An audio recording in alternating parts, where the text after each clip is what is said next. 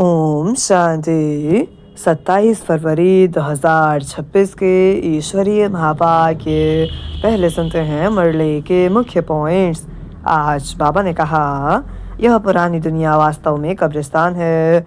आत्माएं विकारों में दबकर जीवित होते हुए भी मरी समान है। परमात्मा हमें इसे परिस्तान बनाने की शक्ति दे रहे हैं। हम परिवर्तन के साधन बने हैं, इसलिए इस पुरानी दुनिया से पूरा वैराग्य आवश्यक है। नेक्स्ट पॉइंट, आत्मा विनाशी है और शरीर विनाशी है।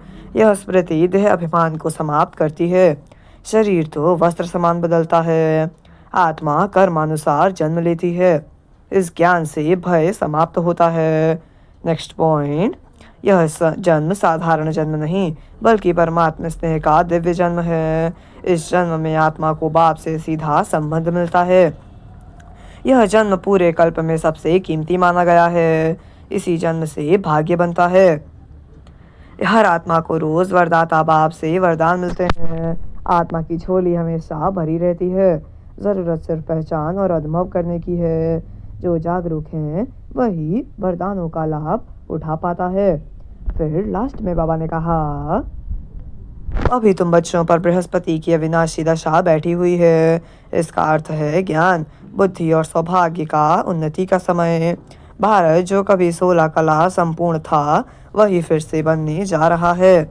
इस समय का पुरुषार्थ ही उस भाग्य को जगाता है। और अब सुनते हैं महावाक्यों को विस्तार से। मुरली का सार है, मीठे बच्चे, तुम इस कब्रिस्तान को परिस्तान बना रहे हो, इसलिए तुम्हारा इस पुरानी दुनिया कब्रिस्तान से पूरा पूरा वैराग्य चाहिए। प्रश्न है आज का, बेहद का बाप अपने रूहानी बच्चों का वंडरफुल सर्वेंट है, कैसे? उत्तर, बाबा कहते, बच्चे मैं तुम्हारा धोबी हूँ। तुम बच्चों के तो क्या सारी दुनिया के छी गंदे वस्त्र सेकंड में साफ कर देता हूँ। आत्मा रूपी वस्त्र स्वच्छ बनने से शरीर भी शुद्ध मिलता है। ऐसा वंडरफुल सर्वेंट है जो मन मना भव के छू मंत्र से सबको सेकंड में साफ कर देता है। अच्छा, ओम शांति। ओम शांति का अर्थ बच्चों को बाप ने समझाया है। अहम आत्मा का स्वधर्म है शांत।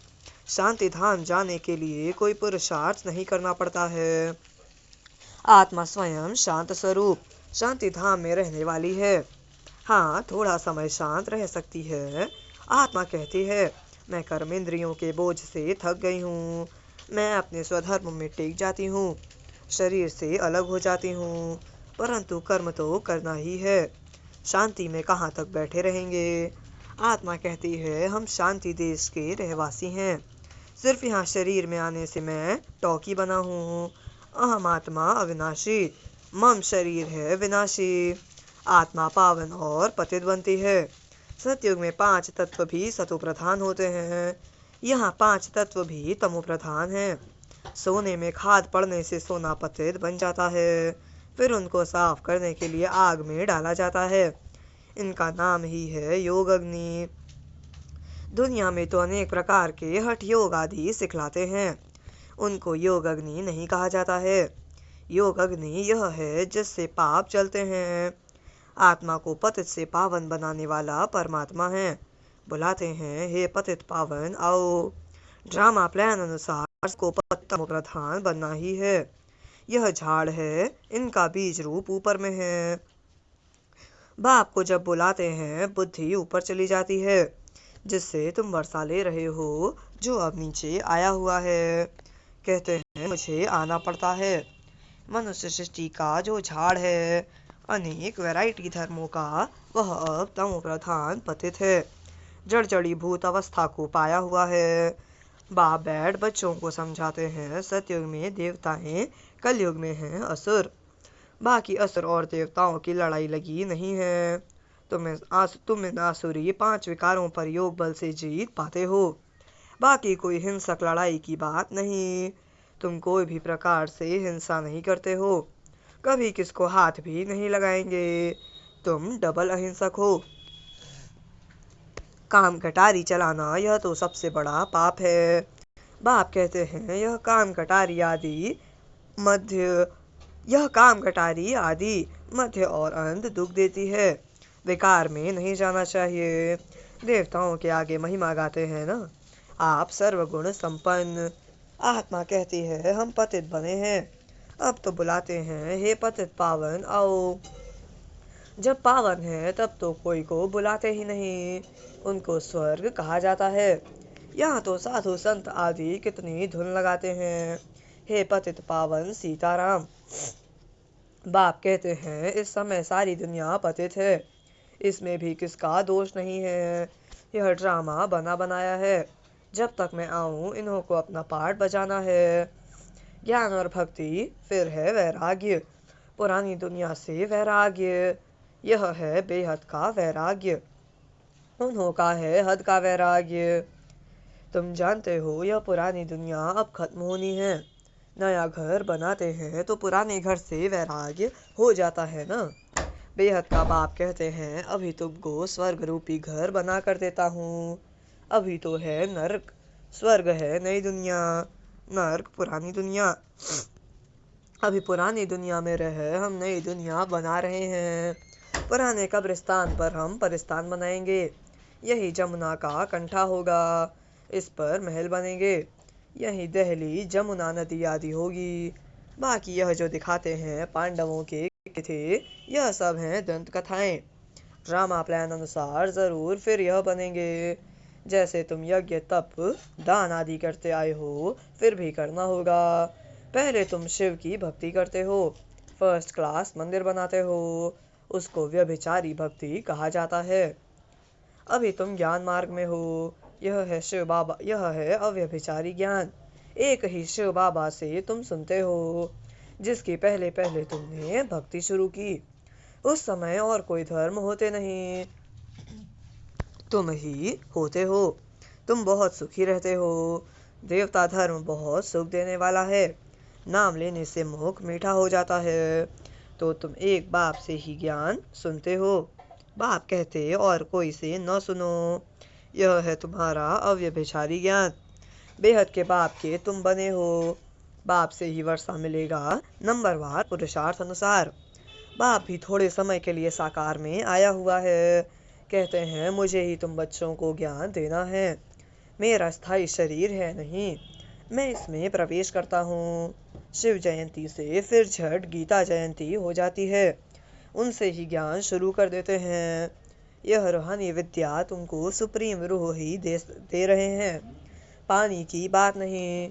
पानी को थोड़े ही ज्ञान कहेंगे, पतित से पावन ज्ञान से बनेंगे, पानी से थोड़े ही पावन बनेंगे। नदियाँ तो सारी दुनिया में हैं ही, यह तो ज्ञान सागर बाप आते हैं, इसमें प्रवेश कर नॉलेज सुनाते हैं। यहाँ जब यहाँ जब कोई मरते हैं यहाँ जब कोई मरते हैं तो मुख में गंगा का जल डालते हैं, समझते हैं यह जल है पतित से पावन बनाने वाला, तो स्वर्ग में चला जाएगा। यहाँ भी गौ मुख पर जाते हैं, वास्तव में गौ मुख तुम चैतन्य हो। तुम्हारे मुख से ज्ञान अमृत निकलता है, गौ से दूध मिलता है, पानी की तो बात नहीं। यह अभी तुमको पता पड़ा है। तुम जानते हो ड्रामा में जो एक बार हो गया है वह फिर 5000 वर्ष के बाद होगा, हूबहू रिपीट। यह बाप बैठ समझाते हैं, जो सभी का सदगति दाता है। अभी तो सब दुर्गति में पड़े हैं। आगे तुम नहीं जानते थे कि रावण को क्यों जलाते हैं, अभी तुम समझते हो बेहद का दशहरा होना है। सारी सृष्टि पर रावण राज्य है ना, यह सारी जो पृथ्वी है वह लंका है। रावण कोई हद में नहीं रहता, रावण का राज्य सारी सृष्टि में है। भक्ति भी आधा कल्प चलती है, पहले होती है अव्यभिचारी भक्ति, फिर व्यभिचारी भक्ति शुरू होती है। दशहरा, रक्षाबंधन आदि सब अभी के त्योहार हैं। शिव जयंती के बाद होती है श्री कृष्ण जयंती, अभी कृष्णपुरी स्थापन होती है। आज कंसपुरी में है, कल कृष्णपुरी में होंगे। श्री कृष्ण थोड़े ही यहाँ हो सकता, श्री कृष्ण जन्म लेते ही हैं सतयुग में। वह है फर्स्ट प्रिंस, स्कूल में पढ़ने जाते हैं, जब बड़ा होता है तब गद्दी का मालिक बनता है। बाकी यह रासलीला आदि वह तो आपस में खुशी मनाते होंगे, बाकी श्री कृष्ण किसको बैठ ज्ञान सुनाए, यह हो कैसे सकता। सारी महिमा एक शिव बाबा की है, जो पतितों को पावन बनाते हैं। तुम कोई बड़े ऑफिसर्स को समझाओ तो कहेंगे आप राइट कहती हो, परंतु वह और किसी को सुना न सके। उनकी बात कोई सुनेगा नहीं। बीके बना और सब कहेंगे इनको तो जादू लग गया है। बीके का नाम सुना बस समझते हैं यह जादू करती होंगी। थोड़ा किसको ज्ञान दो तो कह देते यह बीके जादू लगाती है। बस यह तो सिवाय अपने दादा के और किसको मानती नहीं। अब भक्ति आदि कुछ नहीं करती।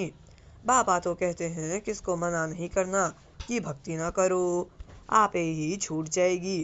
तुम भक्ति छोड़ते हो, विकार छोड़ते हो, इस पर ही हंगामा होता है। बाबा ने कहा है मैं रुद्र ज्ञान यज्ञ रचता हूँ, इसमें आसुरी संप्रदाय के विघ्न पड़ते हैं। यह है शिव बाबा का बेहद का यज्ञ, जिसमें मनुष्य से देवता बनते हैं। गाया हुआ भी है ज्ञान यज्ञ से विनाश ज्वाला प्रज्वलित हुई। जब पुरानी दुनिया विनाश हो तब तो तुम नई दुनिया में राज्य करेंगे।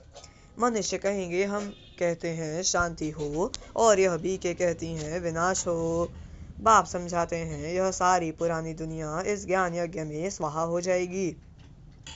इस पुरानी दुनिया को आग लगनी है, नेचुरल कैलेमिटीज भी आएगी, विनाश तो होना ही है। सरसों मुआफिक सब मनुष्य पीस कर खत्म हो जाएंगे, बाकी आत्माएं बच जाएंगी। यह तो कोई भी समझ सकते हैं। आत्मा अविनाशी है। अभी यह बेहद की होलिका होनी है, जिसमें शरीर सब खत्म हो जाएंगे, बाकी आत्माएं पवित्र बन चली जाएंगी। आग में चीज शुद्ध होती है ना। हवन करते हैं शुद्धता के लिए, वह सब हैं जिस्मानी बातें। अभी तो सारी दुनिया स्वाहा होनी है, विनाश के पहले जरूर स्थापना हो जानी चाहिए। किसको भी समझाओ तो पहले बोलो स्थापना फिर विनाश। ब्रह्मा द्वारा स्थापना, प्रजापिता तो मशहूर है ना। आदि देव और आदि देवी, जगत अम्बा के भी लाखों मंदिर हैं, कितने मेले लगते हैं। तुम हो जगत अम्बा के बच्चे, ज्ञान ज्ञानेश्वरी फिर बनेंगे राज राजेश्वरी। तुम बहुत धनवान बनते, फिर भक्ति मार्ग में लक्ष्मी से दीपमाला पर विनाशी धन मांगते हैं। यहाँ तो सब कुछ मिल जाता है। आयुष्मान भव, पुत्रवान भव। तुम जानते हो हमारी आयु 150 वर्ष की रहती है। बाप कहते हैं जितना योग लगाएंगे उतना आयु बढ़ती रहेगी। तुम ईश्वर से योग लगाकर योगेश्वर बनते हो, मनुष्य तो हैं भोगेश्वर। कहाँ भी जाता है विकारी, मूत पलीती कपड़ धोए। बाप कहते हैं मुझे धोबी भी कहते हो, मैं सब आत्माओं को आकर साफ करता हूँ, फिर शरीर भी नया शुद्ध मिलेगा। बाप कहते हैं मैं सेकंड में सारी दुनिया के कपड़े साफ कर लेता हूँ। सिर्फ मन मना भव होने से आत्मा और शरीर पवित्र बन जाएंगे। छू मंत्र है ना। सेकंड में जीवन मुक्ति, कितना सहज उपाय है। बाप को याद करो तो पावन बन जाएंगे। चलते फिरते सिर्फ बाप को याद करो, और कोई ज़रा भी तकलीफ तुमको नहीं देता हूँ, सिर्फ याद करना है। अभी तुम्हारी एक एक सेकंड में चढ़ती कला होती है। बाप कहते हैं मैं तुम बच्चों का सर्वेंट बन आया हूँ। तुमने बुलाया ही है, हे पतित पावन आओ, आकर हमको पावन बनाओ। अच्छा बच्चे आया हूँ तो सर्वेंट हुआ ना। जब तुम बहुत पतित बने हो तभी जोर से चिल्लाते हो। अब मैं आया हूँ, मैं कल्प कल्प पाकर तुम बच्चों को यह मंत्र देता हूँ, मुझे याद करो तो तुम पावन बन जाएंगे। मन मना भव का अर्थ भी है मन मना भव, मध्याजी भव, अर्थात बाप को याद करो तो विष्णुपुरी के मालिक बनेंगे। तुम आए ही हो विष्णुपुरी का राज्य लेने। रावणपुरी के बाद है विष्णुपुरी, कंसपुरी के बाद कृष्णपुरी। कितना सहज समझाया जाता है। बाप कहते हैं इस पुरानी दुनिया से ममत्व मिटा दो। अभी हमने 84 जन्म पूरे किए हैं, यह पुराना चोला छोड़कर हम जाएंगे नई दुनिया में। याद से ही तुम्हारे पाप कटते जाएंगे, इतनी हिम्मत करनी चाहिए। वह तो ब्रह्मा को याद करते हैं, समझते हैं ब्रह्म में लीन हो जाएंगे, परंतु ब्रह्म तो है रहने का स्थान। वो लोग तपस्या में बैठ जाते हैं, बस हम ब्रह्म में जाकर लीन हो जाएंगे, परंतु वापस तो कोई जा नहीं सकते। ब्रह्मा से योग लगाने से पावन तो बनेंगे नहीं, एक भी जा न सकें। बाप आकर सच बतलाते हैं, सचखंड सच्चा बाबा स्थापन करते हैं, रावण आकर झूठ खंड बनाते हैं। अभी यह है संगम योग, इसमें तुम उत्तम से उत्तम बनते हो, इसलिए इनको पुरुषोत्तम कहा जाता है। तुम कौड़ी से हीरे जैसा बनते हो, यह है बेहद की बात। उत्तम से उत्तम मनुष्य हैं देवताएं, तो अभी पुरुषोत्तम संगम युग पर तुम बैठे हो। तुमको पुरुषोत्तम बनाने वाला है ऊंचते ऊंच बाप, ऊंचते ऊंच स्वर्ग का वर्षा तुमको देते हैं, फिर यह तुम भूलते क्यों हो। बाप कहते हैं मुझे याद करो, बच्चे कहते हैं बाबा कृपा करो तो हम भूले नहीं। यह कैसे हो सकता, बाबा के डायरेक्शन पर चलना है ना। बाप कहते हैं मुझे याद करो तो तुम पतित से पावन बन जाएंगे, राय पर चलो ना, बाकी आशीर्वाद क्या करूं। अच्छा, मीठे मीठे सिखिलते बच्चों प्रति माता पिता बाप दादा का याद प्यार और गुड मॉर्निंग। रूहानी बाप के रूहानी बच्चों को नमस्ते। हम रूहानी बच्चों की रूहानी माता पिता बाप दादा को याद प्यार और गुड मॉर्निंग। नमस्ते नमस्ते नमस्ते। शुक्रिया बाबा, शुक्रिया। धारणा के लिए मुख्य सार। पहली पॉइंट, बाप के हर डायरेक्शन पर चलकर स्वयं को कौड़ी से हीरे जैसा बनाना है। एक बाप की याद में रहे स्वयं के वस्त्रों को स्वच्छ बनाना है। दूसरी पॉइंट, अब नए घर में चलना है, इसलिए इस पुराने घर से बेहद का वैराग्य रखना है। नशा रहे कि इस पुराने कब्रिस्तान पर हम परिस्तान बनाएंगे। वरदान है आज का, रहम की दृष्टि द्वारा घृणा दृष्टि को समाप्त करने वाले नॉलेजफुल भव। क्या कहा, रहम की दृष्टि द्वारा घृणा दृष्टि को समाप्त करने वाले नॉलेजफुल भव। वरदान का स्पष्टीकरण है, जो बच्चे एक दो के संस्कारों को जानकर संस्कार परिवर्तन की लगन में रहते हैं, कभी यह नहीं सोचते कि यह तो है ही ऐसे, उन्हें कहेंगे नॉलेजफुल। वे स्वयं को देखते और निर्विघ्न रहते हैं, उनके संस्कार बाप के समान रहमदिल के होते हैं। रहम की दृष्टि घृणा दृष्टि को समाप्त कर देती है।